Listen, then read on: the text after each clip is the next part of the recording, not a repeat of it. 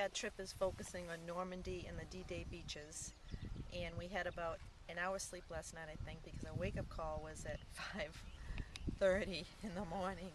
So we're a little off today, but thankfully we have a beautiful day right now, and I don't expect this to be as much fun, so to speak, but it's just a reminder of the people really that gave their lives for us. And I know that sounds corny, but just absolutely true. So it's an important part of our history we're seeing today. This is our first stop on our Normandy tour.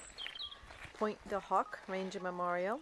When you're walking, it's nice and dry today, but there's stones sticking up all over, and sometimes there's nesting as well. Here we are at Pointe du Hoc, and all of these craters that you see are from the bombardment of the area during the shelling. They were trying to secure this spot. Can't remember how many tons of ammunition fell, but just to say it was a shitload. Or they just jump down there and they can still see it with binoculars if need be. So that's just a little two-man bunker, the entrance of which was around the back. You'd store ammunition underneath the flat part there.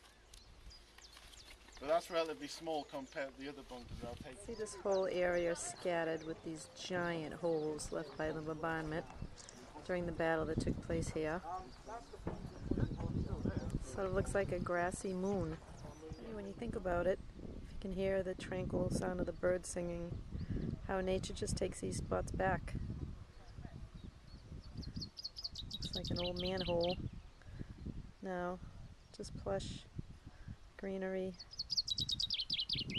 birds singing.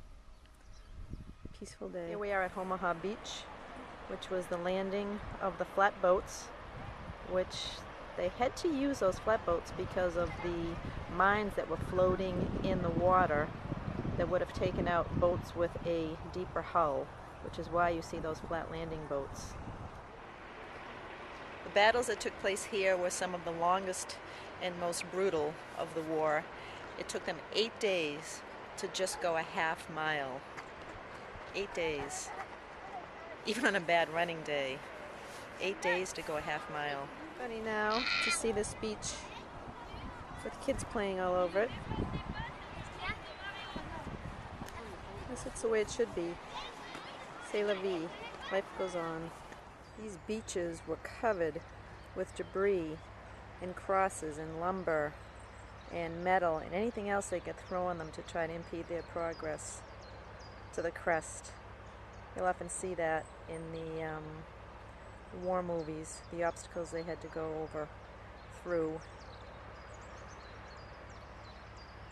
Almost hard to believe it happened in such a tranquil place. Our debt to the heroic men and valiant women in the service of our country can never be repaid. They have earned our undying gratitude. America will never forget their sacrifices. President Harry S. Truman, United States of America.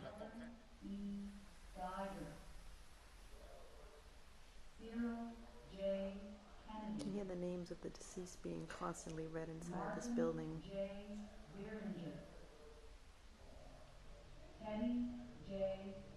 There are 9,000 graves in the cemetery, which represents only about 40% of the soldiers whose families wanted them buried in Normandy. They're actually temporary grave sites set up due to health and sanitary reasons as well as logistics of getting the bodies home. So when they finally secured this land as a memorial, which is ironically the same land the Germans were fighting from on the crest, they asked the families if they would like their remains brought home for burial or buried at Normandy. Hard to believe this is just 40% of the people who died. Very few flowers in the cemetery because it cleared out periodically, but there are still some active graves. Family members come to visit their relatives and loved ones.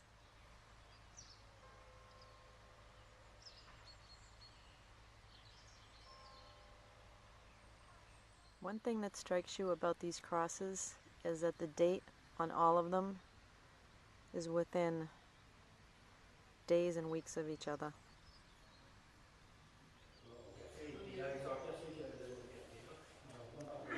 Yeah, that looks easy to follow. This is a reflecting pool in a monument built to soldiers who are missing in action. These walls show all the names of the soldiers who are missing in action, based in alphabetical order and by their branch of service. There's a tiny little brass rose placed next to the names of those who were later recovered and identified, but sadly, unfortunately, there's very few of those in this beautiful garden. I have one note to Doug at home.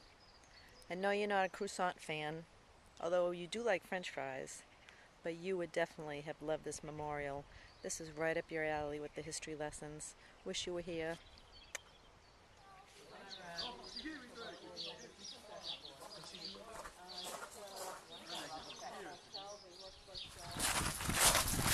Definitely not sneaking up on anybody in this place. Tell me when it's going so we can talk. It is going. Oh, it's going. All right. This is it's a video. Yes, we make noise. Yes, these are our guests. These are our friends from the van on our trip to Normandy today. Very good company. Very happy to meet them. We just had a wonderful, wonderful lunch. Our tour guide is your video operator. Gold Beach, and this is about 15 miles from Omaha Beach. And these big blocks that you see in the ocean are the remnants of a temporary port that was built because the Germans were controlling the airports and the docks. There was no way to get the tanks and the jeeps and the trucks in to continue the attack on land. So they had to build their own port, and at the time, I'm told it was the largest port in the world. 850,000 troops came in through this. The final beach stop is Juno Beach, which was the landing point for the Canadian troops during the Allied forces attack at Normandy. And what I remember from the tour guide is that they had the lowest number of soldiers here, but they had the highest percentage of casualties for the number of troops they had. And I'll tell you one thing, walking around in the sand all day, I don't know how they did it. Just walking on the sand is enough to wipe you out, never mind fighting on the sand. And